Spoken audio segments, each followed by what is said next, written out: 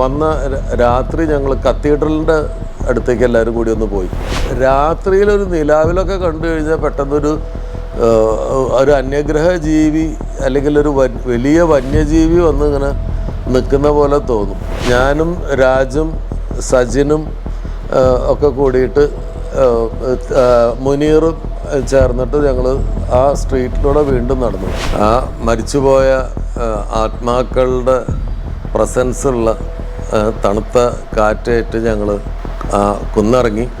മാച്ചു പിച്ചുവിലെ കാഴ്ചകളും മാച്ചു പിച്ചുവിലെ 5 നൂറ്റാണ്ട് മുമ്പത്തെ ആ ടൗൺഷിപ്പിൻ്റെ ഉള്ളിലൂടെ ആ മരിച്ചുപോയ ആത്മാക്കളുടെ പ്രസൻസുള്ള തണുത്ത കാറ്റേറ്റ് ഞങ്ങൾ കുന്നിറങ്ങി.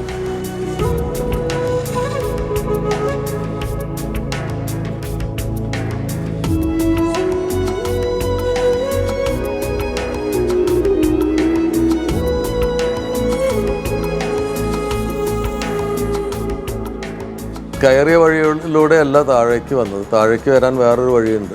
താഴേക്ക് വരുമ്പോൾ ട്രെയിനിൽ കയറാതെ 3 ദിവസമായിട്ട് നടന്നു വരുന്ന ട്രക്ക് ചെയ്ത് വരുന്ന ആളുകളെ ഞങ്ങൾ ആ കാനന പാതയിൽ വെച്ച് കണ്ടു. തിരിച്ച് ഞങ്ങൾ മുകളിലേക്ക് കയറിയ ആ ബസ് ബേ പോയിന്റിലെത്തിയപ്പോൾ മുകുന്ദേട്ടനും ലീല ചേച്ചിയൊക്കെ അവിടെ വെയിറ്റ് ചെയ്യുന്നുണ്ട്. ലീല ചേച്ചി പകുതി കയറിയിട്ട് പിന്നെ തിരിച്ച് താഴേക്ക് തന്നെ പോയിരുന്നു. അപ്പോൾ ലീല ചേച്ചി മുകുന്ദേട്ടനൊക്കെ അവിടെ ഞങ്ങളെ കാത്തിരിക്കുന്നുണ്ടായിരുന്നു. ഞങ്ങളെല്ലാ ഗ്രൂപ്പ് മൊത്തം തിരിച്ച് താഴെ എത്തി. മാച്ചു പിച്ചുവിൽ നിന്ന് തിരിച്ച് ആ ടൗൺഷിപ്പിലേക്ക് ട്രെയിൻ കയറാവുന്ന ആ ടൗൺഷിപ്പിലേക്ക് ബസ് പുറപ്പെട്ട അതേ ടൗൺഷിപ്പിലേക്ക് തിരിച്ചെത്തുന്ന ആ യാത്രയിൽ ചില മരങ്ങൾ കണ്ടിരുന്നു. ഞാൻ അതിൻ്റെ സ്റ്റില്ല് എടുത്തിട്ടുണ്ട്, അത് നിങ്ങൾക്ക് കാണിച്ചു തരും. അതിൻ്റെ പിക്ചറുണ്ട്. ആ മരം കണ്ടു കഴിഞ്ഞാൽ ആ മരം നമ്മൾ ചില ഹോളിവുഡ് സിനിമകളിലൊക്കെ കണ്ടിട്ടുണ്ട്. ദേഹത്ത് മുഴുവൻ രോമാവൃതമായ ഒരു മൃഗം ഇങ്ങനെ കൈവിരിച്ച് നിൽക്കുന്ന പോലെ തോന്നും ആ മരം കണ്ടു കഴിഞ്ഞാൽ. അത് അല്ല പാരസൈറ്റ്സ് ആണോ അതോ ആ മരത്തിൻ്റെ തന്നെ ഭാഗമാണോ എന്നറിയില്ല. അതിന് ആ മരം രാത്രിയിലൊരു നിലാവിലൊക്കെ കണ്ടു കഴിഞ്ഞാൽ പെട്ടെന്നൊരു അന്യഗ്രഹ ജീവി അല്ലെങ്കിൽ ഒരു വലിയ വന്യജീവി വന്ന് ഇങ്ങനെ നിൽക്കുന്ന പോലെ തോന്നും. ഒരു പ്രത്യേകതയുള്ള മരമാണ് അത്. ഒരുപാട് സിനിമകളിൽ ഞാൻ കണ്ടിട്ടുണ്ട്, പക്ഷെ അത് നേരിട്ട് ആ യാത്രയിൽ തിരിച്ചുള്ള യാത്രയിൽ ഞാൻ കണ്ടു. പക്ഷേ ഈ ബസ് നിർത്തിയിട്ട് അതിൻ്റെ ഫോട്ടോ എടുക്കാനുള്ള സൗകര്യമൊന്നും ഇല്ലാതിരുന്നതുകൊണ്ട് ആ ബസ് ട്രാവൽ ചെയ്തുകൊണ്ടിരിക്കുമ്പോൾ അതിൻ്റെ 1-2 ഫോട്ടോസ് എനിക്ക് ക്ലിക്ക് ചെയ്യാൻ പറ്റി. അപ്പോൾ വരുന്ന വഴിക്കുള്ള വിഷ്വലുകൾ വീണ്ടും എടുത്തുകൊണ്ട് മനസ്സിൽ നിറയെ ആ 5 നൂറ്റാണ്ട് മുമ്പ് ആഘോഷപൂർവ്വം ജീവിച്ചിരുന്ന ഒരു ഭൂമിയിൽ നിന്ന് തുടച്ചു നീക്കപ്പെട്ട ആ സമൂഹത്തെക്കുറിച്ച് ആലോചിച്ചുകൊണ്ട് ഭാരമേറിയ ഒരു ഹൃദയവുമായി തിരിച്ച് ഈ ടൗൺഷിപ്പിലേക്ക് ഞങ്ങൾ തിരിച്ചെത്തി.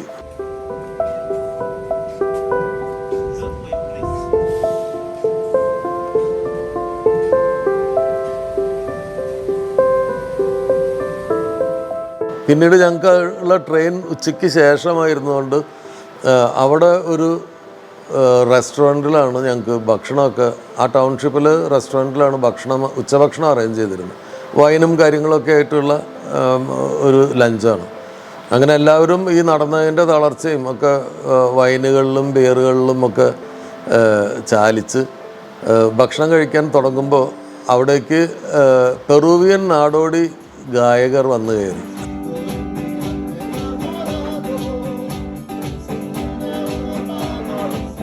അപ്പോൾ ആദ്യം ഞാൻ കരുതിയത് ആ റെസ്റ്റോറൻറ്റിൽ ഉള്ള മ്യൂസീഷ്യൻസ് ആണെന്നാണ്. പിന്നീടാണ് മനസ്സിലായത് അവർ നാടോടി ഗായകരാണ്. അവർ എല്ലാ റെസ്റ്റോറൻറ്റ്സിലും ഈ ഡൈനിങ് സ്ഥലത്ത് വന്നിട്ട് പാട്ട് പാടും. അപ്പോൾ നമ്മളെന്തെങ്കിലുമൊക്കെ പൈസ കൊടുത്താൽ അവരത് മേടിക്കും, അങ്ങനെ തിരിച്ചു പോകും. അങ്ങനെ അവർ അതിമനോഹരമായിട്ടൊരു പ്രത്യേകതരം ഈ പാൻ ഫ്ലൂട്ട് എന്നാണ് അതിന് പറയാൻ തോന്നുന്നത്. കുറേ മുളന്തണ്ടുകൾ ഇങ്ങനെ ചേർത്ത് വെച്ചിട്ടുള്ള ആ ഫ്ലൂട്ട്, അത് ഗിറ്റാറും ഒക്കെ ആയിട്ട് വന്ന് അവരുടെ മാച്ചു പിച്ചു എന്ന് പറഞ്ഞിട്ട് ഉള്ള ഒരു മാച്ചു പിച്ചുവിനെ കുറിച്ചുള്ള ഒരു ഗാനം അവർ പെറുവിയൻ ഇൻക ഭാഷയിൽ പാടി.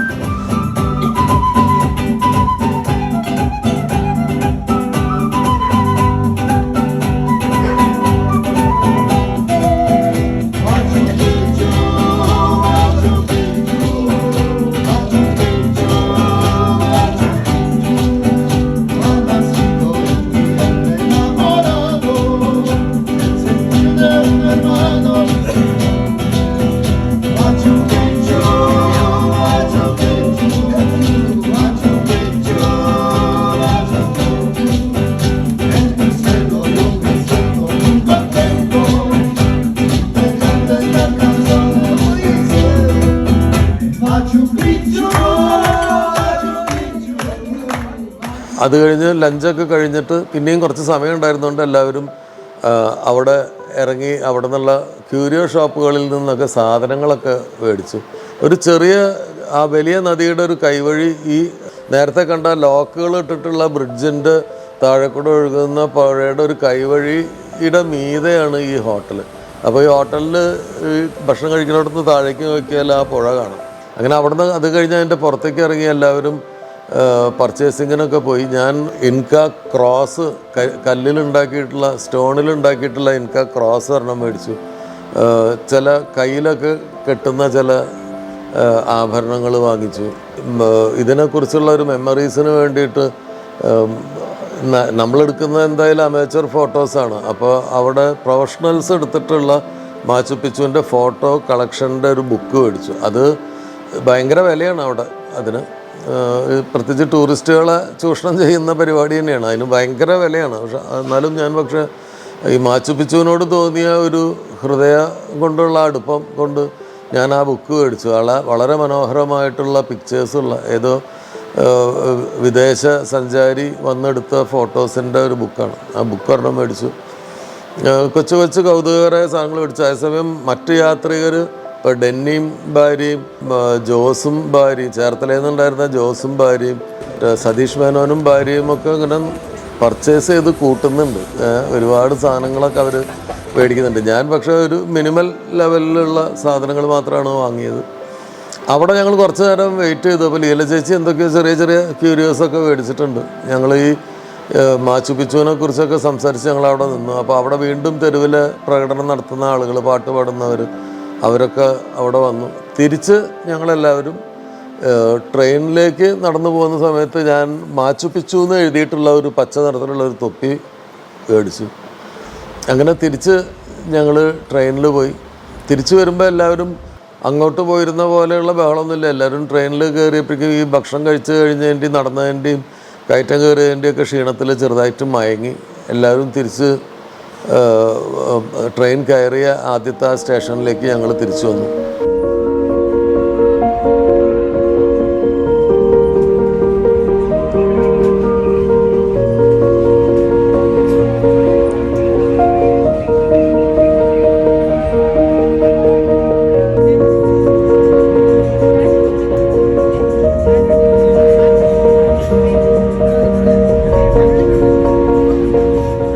തിരിച്ചെത്തി അവിടെ നിന്ന് വീണ്ടും പഴയ ബസ് സ്റ്റേഷനിലേക്ക് പോയി. ബസ് സ്റ്റേഷനിൽ നിന്ന് ഞങ്ങളെ കാത്തിരിക്കുന്ന വാനുകളിലേക്ക് കയറി. വാനിലേക്ക് കയറാൻ പോകുന്നതിന് മുമ്പ് അന്ന് തിരിച്ച് കുസ്കോയിലെത്തുമ്പോഴേക്കും രാത്രി വൈകുമെന്നുള്ളതുകൊണ്ട് ഞങ്ങൾക്കുള്ള ഡിന്നറിന് എല്ലാവർക്കും പണം തന്നു. അപ്പോൾ അവിടെ നിന്ന് നമുക്ക് വേണമെങ്കിൽ ചില റോളുകളും കാര്യങ്ങളൊക്കെ മേടിച്ച് ബസ്സിലിരുന്ന് കഴിക്കാം. അപ്പോൾ എല്ലാവരും അങ്ങനെയുള്ള സാധനങ്ങളൊക്കെ മേടിച്ചു. അന്ന് രാത്രി തിരിച്ച് ചെന്ന് കഴിഞ്ഞാൽ കുസ്കോയിൽ പിന്നെ സമയം ഉണ്ടാവില്ല. എന്തായാലും രാത്രി ഞങ്ങൾ തിരിച്ച് കുസ്കോയിലെത്തി. പിറ്റേന്ന് ഉച്ചയ്ക്കാണ് ഞങ്ങൾക്ക് കുസ്കോയിൽ നിന്ന് സാന്റിയാഗോ, ചിലിയുടെ തലസ്ഥാനമായ സാന്റിയാഗോയിലേക്കുള്ള ഫ്ലൈറ്റ്. പിറ്റേന്ന് രാവിലെ ഞങ്ങൾ നേരത്തെ എഴുന്നേറ്റു.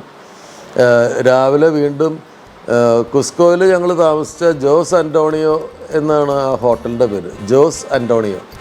ആ ഹോട്ടലിൻ്റെ മുന്നിൽ നിന്ന് രാവിലെ എഴുന്നേറ്റ് ഞാനും രാജും സജിനും ഒക്കെ കൂടിയിട്ട് മുനീറും ചേർന്നിട്ട് ഞങ്ങൾ ആ സ്ട്രീറ്റിലൂടെ വീണ്ടും നടന്നു.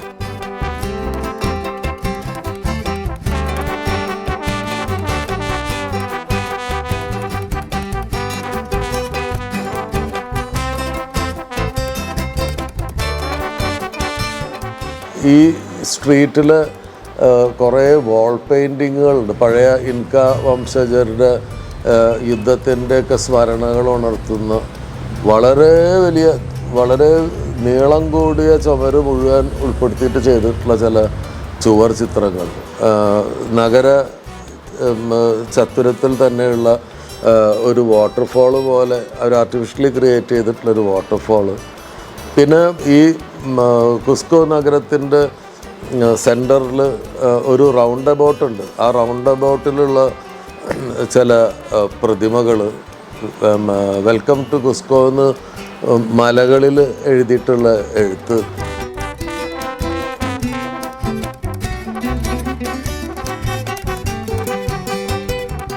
വന്ന രാത്രി ഞങ്ങൾ കത്തീഡ്രലിൻ്റെ അടുത്തേക്ക് എല്ലാവരും കൂടി ഒന്ന് പോയി.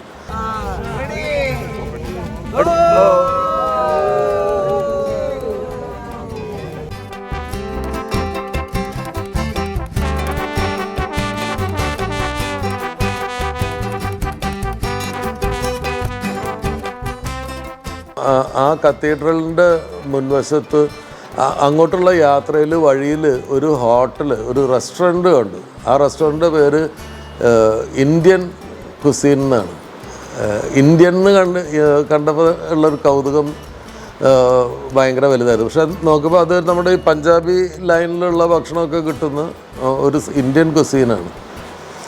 അവിടെ കത്തീഡ്രലിൻ്റെ മുന്നിൽ ഞങ്ങൾ പോയി നിൽക്കുമ്പോൾ ഏതോ സ്കൂളിലെ കുട്ടികളുടെ അവരുടെ എന്തോ ഒരു പ്രത്യേക ഡേ സെലിബ്രേഷൻ്റെ ഭാഗമായിട്ടുള്ള ഒരു പരേഡ് വന്നു. കുട്ടികൾ ബാൻഡൊക്കെ വായിച്ചിട്ട് വരുന്ന ഒരു പരേഡ്. അപ്പോൾ ആ പരേഡ് കുറച്ച് ദൂരം എത്തിയപ്പോഴേക്കും മഴ പെയ്യാൻ തുടങ്ങി. അങ്ങനെ അവരെല്ലാവരും ഈ നഗരചത്വരത്തിലുള്ള ബിൽഡിങ്ങിൻ്റെ വരാന്തകളിലേക്ക് കയറി. വരാന്തയിലൂടെ അവർ ആ പ്രൊസഷൻ കണ്ടിന്യൂ ചെയ്യുകയും ചെയ്തു. അതെല്ലാം കണ്ടു. ഈ ലെതർ ബാഗുകൾ വളരെ ചീപ്പായിട്ട് കിട്ടുമെന്ന് പറഞ്ഞിട്ട് ഞാനും രാജും മുനീറും സജിനും കൂടിയിട്ട് ഈ ബാഗ് ഉള്ള കട നോക്കിയിട്ട് വന്നു. പക്ഷെ ആ കട തുറന്നിട്ടില്ലായിരുന്നു. അതിൻ്റെ തൊട്ടടുത്തുള്ളൊരു കടയിലുള്ള ആളോട് ഇത് എപ്പോഴാണ് തുറക്കുകയെന്ന് വെച്ചപ്പോൾ അയാൾ രാജനെ ചീത്ത വിളിച്ചു. ആ കടയുടെ കാര്യം പറയാൻ എന്നോടാണോ വന്ന് ചോദിക്കുന്നതെന്ന് പറഞ്ഞിട്ട് അദ്ദേഹം ചൂടായി. അവർ തമ്മിൽ എന്തോ പ്രശ്നമുണ്ടെന്ന് തോന്നുന്നു.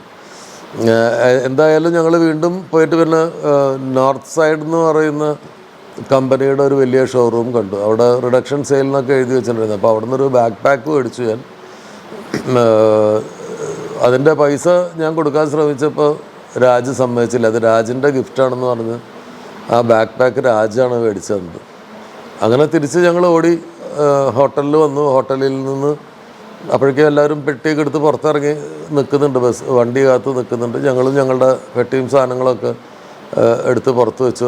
അപ്പോൾ അവിടെ ലോക്കലി കുറേ സ്ത്രീകൾ അവരുടെ ചില ഓർണമെൻറ്റ്സും സാധനങ്ങളൊക്കെ വിൽക്കാൻ വേണ്ടി വന്നിരുന്നു. അപ്പോൾ ബാക്കി എല്ലാ ഷോപ്പിങ്ങും കഴിഞ്ഞെത്തിയ ഈ ഗ്രൂപ്പിലുള്ള സ്ത്രീകൾ വീണ്ടും ഈ സ്ത്രീകളുടെ ചുറ്റും കൂടുകയും അവരിൽ നിന്ന് ചില മാലകളും വളകളും മോതിരങ്ങൾ ഇയറിങ്ങൊക്കെ മേടിക്കുകയും ചെയ്തു.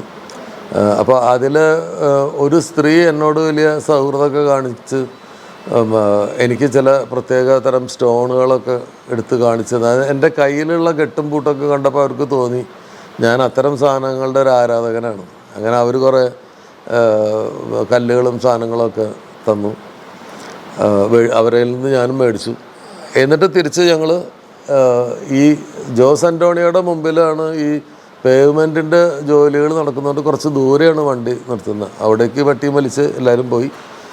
ഈ ഹോട്ടൽ ലോബിയിൽ, ജോസ് ആൻ്റോണിയോയുടെ ഹോട്ടൽ ലോബിയിൽ വളരെ പഴയ കാലപ്പഴക്കമുള്ള കുറേ ഫേർണിച്ചേഴ്സ്, കുറേ പ്രതിമകൾ, ഇപ്പോൾ ഈ സ്പാനിഷ് അധിനിവേശ കാലത്തെ ചില ക്രിസ്ത്യൻ ബിംബങ്ങൾ ഒക്കെ ആ ലോബിയിലുണ്ട്. അതിൻ്റെയും കുറേ ഫോട്ടോസും വീഡിയോസൊക്കെ ഞാൻ എടുത്തു. അത് കഴിഞ്ഞ് വന്ന് ഞങ്ങൾ ഈ എയർപോർട്ടിലേക്ക് പോയി. എയർപോർട്ടിലേക്ക് പോകുമ്പോൾ ആ റൗണ്ട് അബൌട്ടിൻ്റെ ഒരു വീഡിയോ എടുക്കാൻ പറ്റി എനിക്ക്. അങ്ങനെ എയർപോർട്ടിൽ അതിനേക്കാൾ രസം എന്ന് വെച്ചാൽ എയർപോർട്ടിലും കുറേ ഫോട്ടോസും രസകരമായ ആ കൾച്ചറിനെ, ഇൻക കൾച്ചറിനെ റെപ്രസെൻ്റ് ചെയ്യുന്ന കുറേ ഫോട്ടോകളും കാര്യങ്ങളൊക്കെ ഉണ്ടായിരുന്നു. അങ്ങനെ പെറുവിലെ എയർപോർട്ടിൽ ഞങ്ങൾ വിമാനം കയറാൻ കാത്തിരിക്കുകയാണ്. ഇനി ചിലി എന്ന പുതിയ രാജ്യത്തിലേക്ക്, ചിലിയിലെ സാന്റിയാഗോയിലേക്ക്.